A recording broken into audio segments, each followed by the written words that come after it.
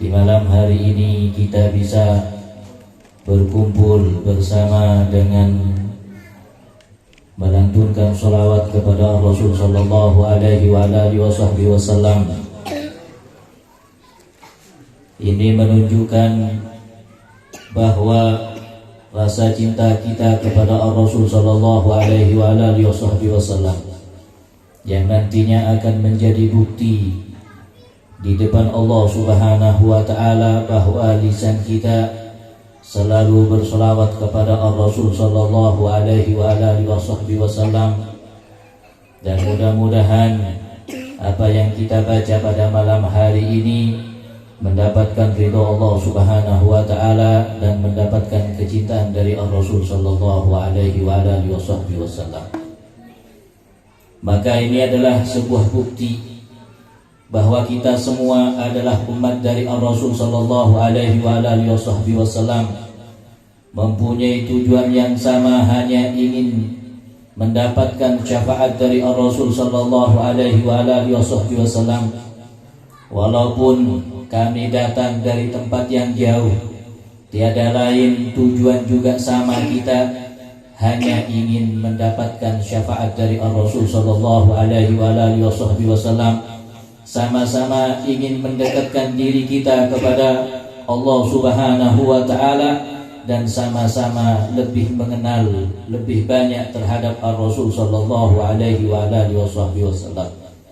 Karena dengan kita banyak mengenal kepada Rasul sallallahu alaihi wasallam, maka sungguh nanti akan menjadi bukti kita akan dekat bersama Rasul sallallahu alaihi wasallam. Rasul sallallahu alaihi wasallam sangat peduli terhadap umatnya. Rasul sallallahu alaihi wasallam sangat menyayangi kepada umatnya. Maka Rasul sallallahu alaihi wasallam tidak akan pernah rela satupun dari umatnya kemudian lepas dari syafaat Rasul sallallahu alaihi wasallam.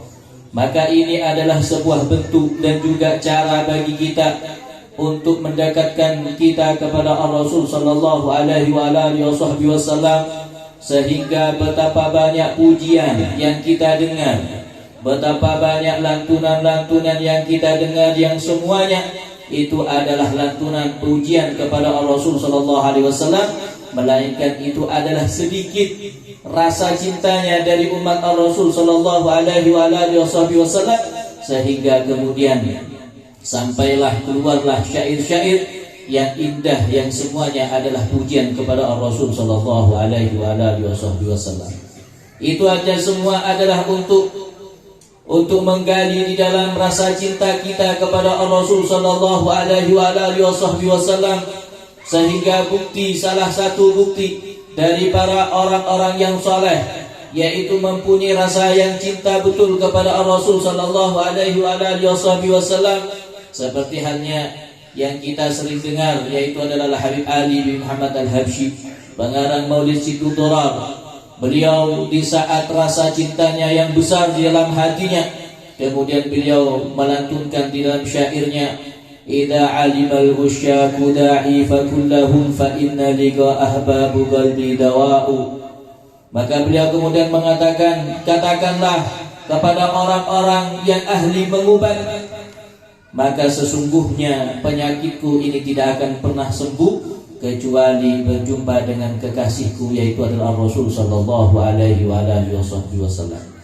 Walaupun kita tidak mempunyai sebesar rasa cintanya seperti hati Habib Ali Habsyi kepada Rasul sallallahu alaihi wasallam, akan tapi mungkin ini adalah sebuah langkah bagi kita untuk bisa mencapai, menumbuhkan di dalam hati kita untuk rasa cinta kepada Rasul sallallahu alaihi wasallam.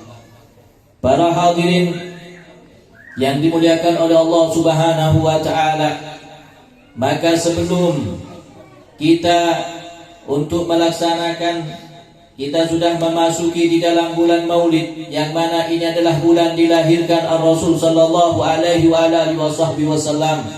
Maka sepantasnya bagi kita untuk menata hati kita, untuk lebih banyak di dalam niat kita untuk lebih banyak di dalam berselawat kepada Rasul sallallahu alaihi wasallam, karena tanpa menata di dalam niat dalam hati kita, maka semua pekerjaan akan hampa. Sehingga disebutkan bahwa asas di dalam amal, pondasi di dalam amal seseorang, maka itu adalah tergantung di dalam niatnya.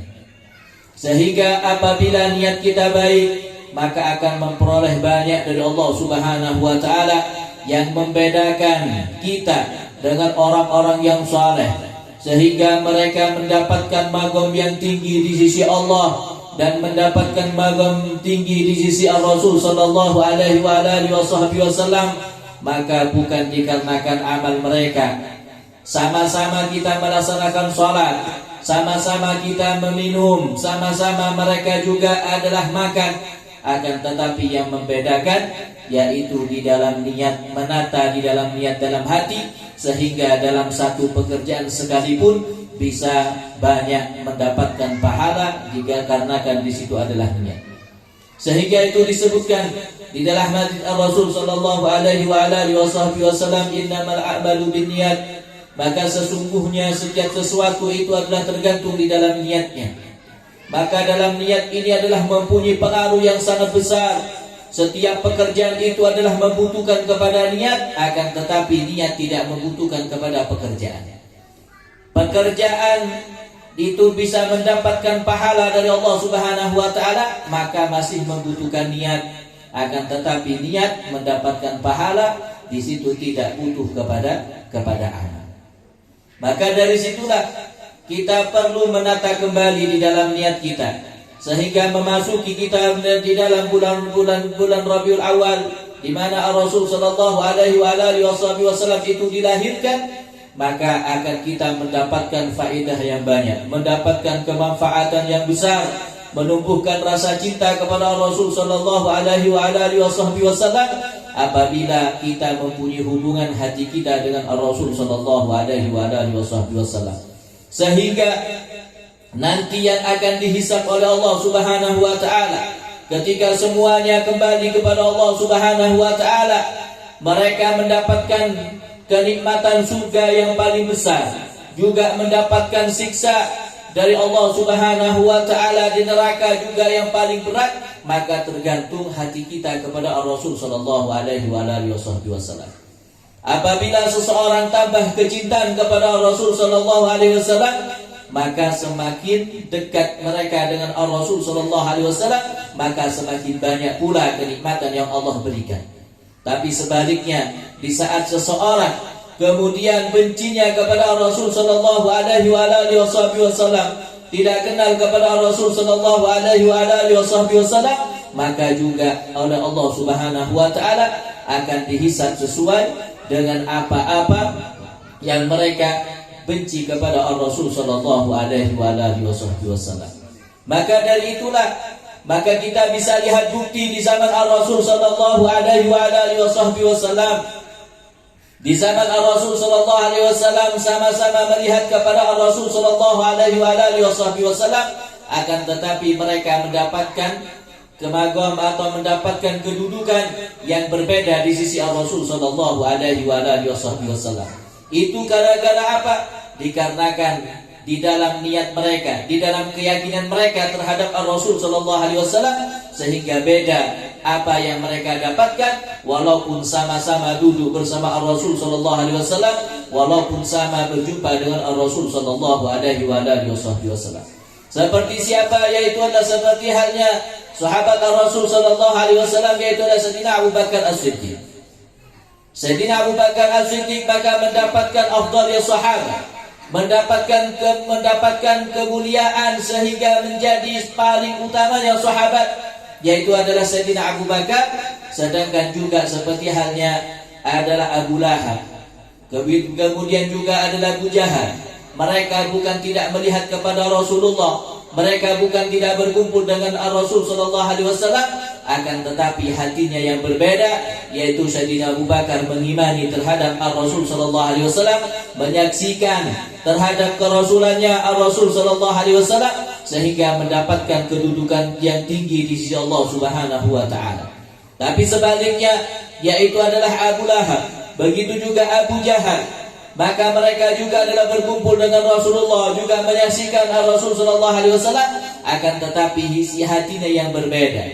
Dia tidak mengakui di dalam keimanannya, dia tidak mengakui di dalam syahadatnya, penyaksiannya kepada Rasul sallallahu alaihi wasallam, sehingga mereka mendapatkan hinaan, bahkan diabadikan oleh Allah Subhanahu wa taala di dalam Al-Qur'an, yaitu adalah tabbat yada Abi Lahab.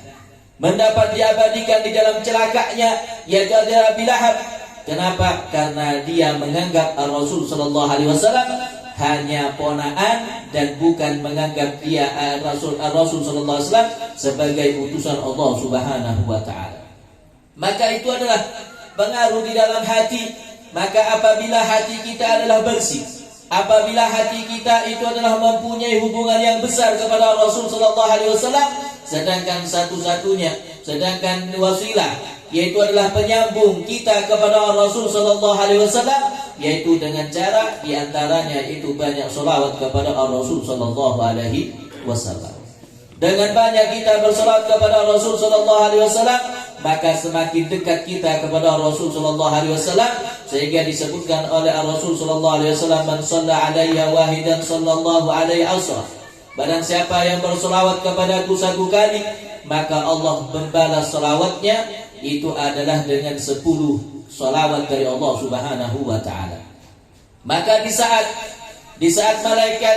sahabat tanya kepada Rasul sallallahu alaihi wasallam, ya Rasulullah, apakah berselawat kepada engkau satu kali kemudian Allah menggantikan 10 kali berselawat kepada orang yang berselawat kepada engkau satu kali, dengan keadaan hadir hatinya, dengan keadaan khusyuk, dengan keadaan menangis misalnya? Apakah harus seperti itu ya Rasulullah? Maka kata Rasul sallallahu alaihi wasallam, oh tidak. Itu adalah bagi orang yang berselawat dengan keadaan ghafil, dengan keadaan lupa. Apabila orang itu kemudian berselawat kepadaku dengan keadaan hadir hatinya, dengan keadaan khusyuk, maka tidak ada yang mengetahui berapa jumlah yang Allah berikan kepada orang yang berselawat kepada Rasulullah dengan keadaan khusyuk, kecuali Allah yang maha mengetahuinya. Maka betapa besar untuk umat Rasul sallallahu alaihi wasallam, sehingga ini dibuktikan. Maka di saat Rasul sallallahu alaihi wasallam itu Isra Mi'raj, di saat Rasul sallallahu alaihi wasallam Isra Mi'raj, kemudian berjumpa dengan salah satu malaikat, yang malaikat ini mempunyai 1000 tangan. Dari satu tangan mempunyai 1000 jari-jari. Sehingga Rasul sallallahu alaihi wasallam merasa heran kepada malaikat itu, kemudian bertanya kepada malaikat Jibril, ya Jibril, siapa itu wahai Jibril? Maka sebelum malaikat Jibril kemudian menjawab, maka malaikat itu kemudian memperkenalkan diri, ya Rasulullah. Maka di sini kami ya Rasulullah adalah malaikat yang diutus oleh Allah Subhanahu wa taala untuk menghitung berapa jumlah dari turunnya air hujan, baik itu adalah ke lautan ataupun ke daratan.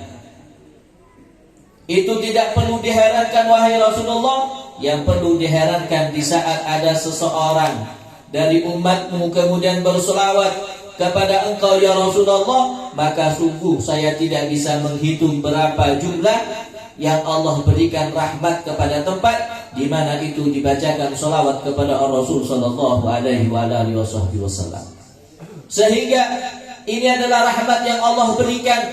Sehingga ketika ditanya kepada Habib Ali Habsyi, kenapa kita di saat kemudian membaca maulid, ketika membaca maulidur Rasul sallallahu alaihi wasallam, kadang itu lebih khusyuk daripada kita sholat. Kalau kita sholat, maka sekali takbir sudah ingatnya kemana-mana.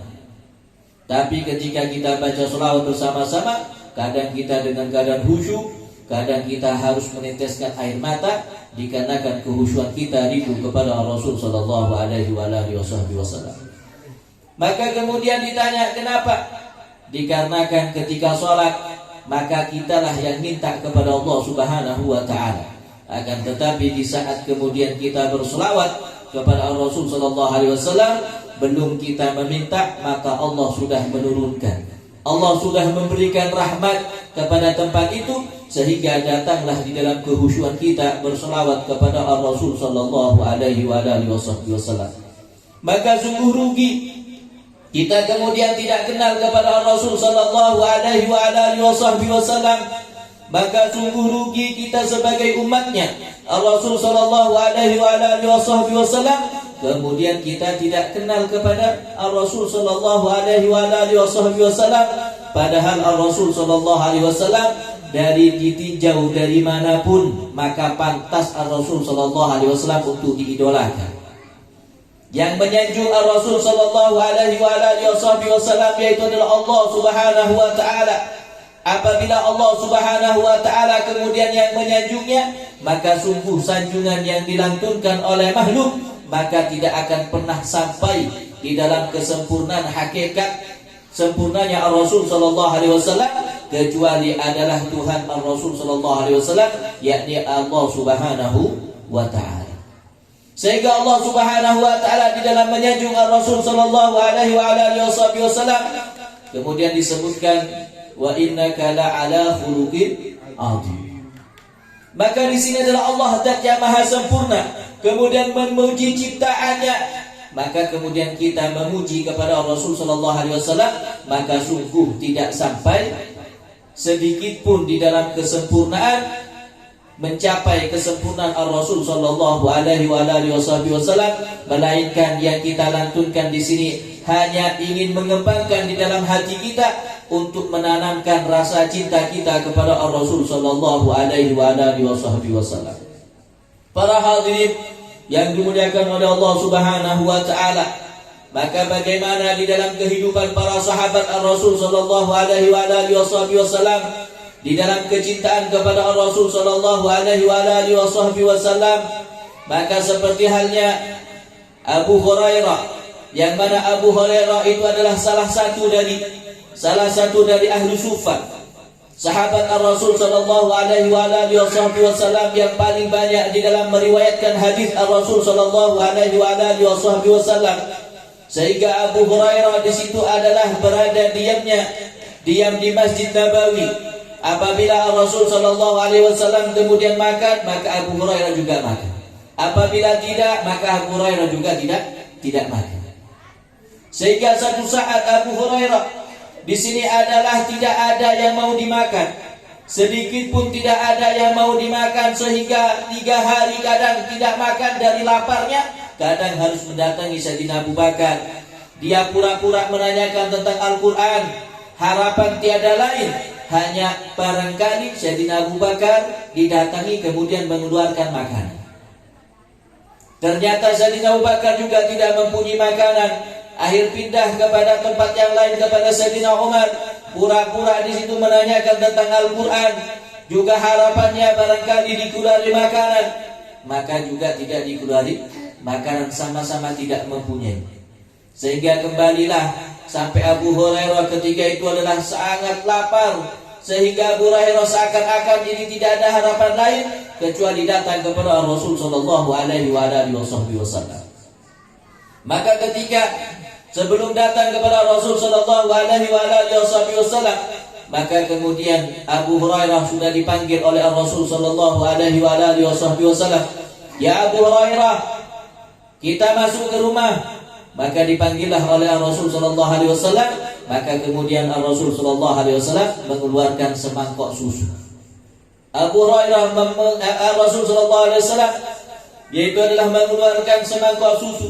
Maka kemudian Abu Hurairah sangat senang di dalam hatinya, dan dia mengatakan kalau sekarang insyaallah akan kenyang. Maka ketika Abu Hurairah dengan senangnya, kemudian Rasul sallallahu alaihi wasallam kemudian menanyakan, ya Abu Hurairah, mana teman yang lain?